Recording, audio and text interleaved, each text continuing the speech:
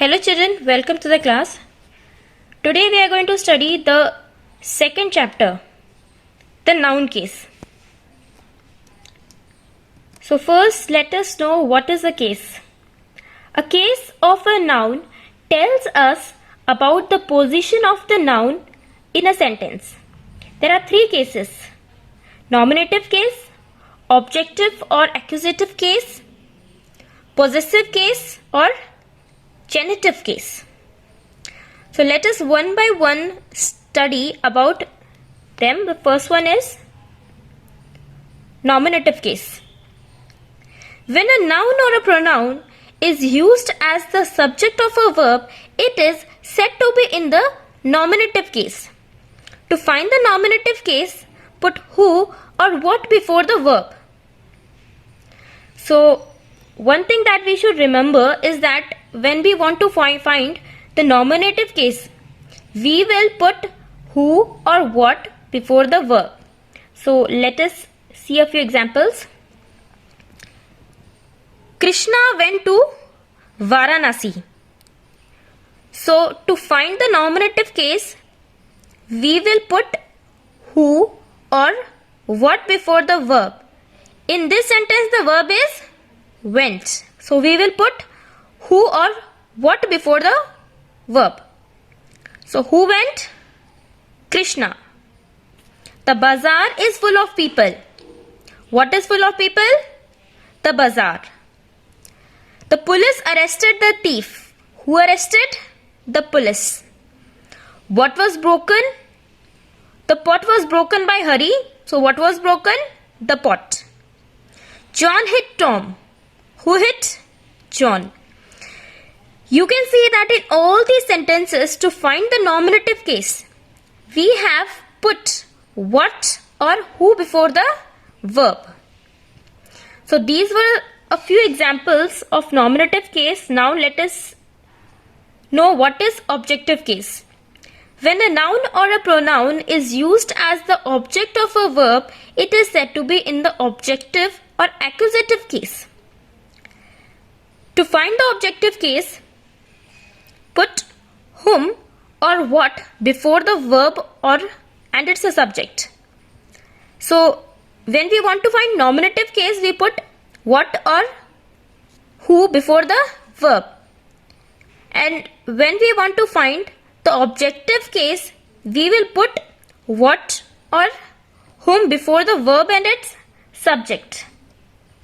These are a few examples. The police arrested the thief. So we will put whom or what before the subject and its verb. Whom did the police arrest? The thief. We bought a digital watch. What did he buy? A digital watch. He teaches me. Whom does he teach? Me. He threw a stone. What did he throw? A stone. Hari struck Rama. Whom did he strike? Rama. You can see in all these sentences, to find the objective case, we have put what or whom before the verb and its subject. So now it is clear about objective and nominative case. Subject pronoun. Pronouns that perform the action in a sentence are called the subject pronoun.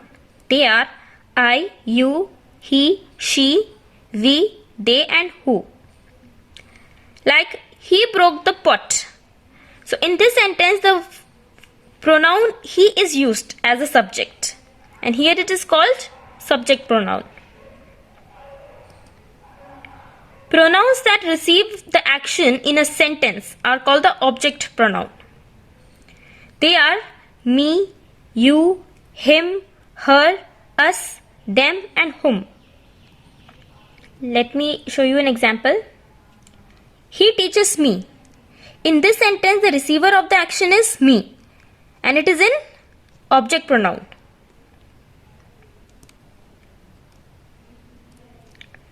Next one is possessive case. A possessive case is used to show ownership or possession. It answers the question whose. Let us see a few examples. This is Rama's book. Whose book is it? It is Rama's book. My uncle's house is long way from here. Whose house? My uncle's. We saw rows of soldiers' tent. Whose tent? Soldiers' tent. Men's lives are short. Whose lives? Men's. This is my sister's bag. Whose bag? Sister's. So the possessive case shows possession. That is, it shows what belongs to whom. It shows belonging. There are a few rules which we have to follow for possessive case. Rule number 1. When the noun in the possessive case is in a plural form and ends with S, only apostrophe is used and not another S. For example, many boys' books are lost. So in this boys is in plural form and it is ending with S. So to change it to its possessive case, we will not add another S. That is, it will be B-O-Y-S apostrophe, not B-O-Y-S apostrophe S. Rule number 2. When the noun is in the possessive case, are in the plural form but do not end in S, apostrophe and S both are used. For example, you can see the word children's. It is in plural form but it is not ending with S. So if any noun is in its plural form and it is not ending with S, we will use apostrophe and S both. The third rule is, when the noun denotes anything without life, that is something that is non-living, possession is generally expressed by the preposition of, followed by the noun in the objective case. For non-living things, we will not use like tables, chairs or books. We will use of the leg of the table, not the table's leg. The last rule, when possessive case is used with nouns denoting time, space or weight, apostrophe and S both are used. For example, a week's holiday. So those were the explanation about this chapter. That was the explanation. Now I have given you a few assignments.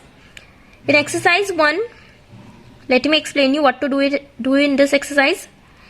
In each of the following sentences, underline the nouns in the nominative case. So you have to underline the nouns in the nominative case. Like, the foolish old crow tried to sing. So in this sentence, the verb is tried.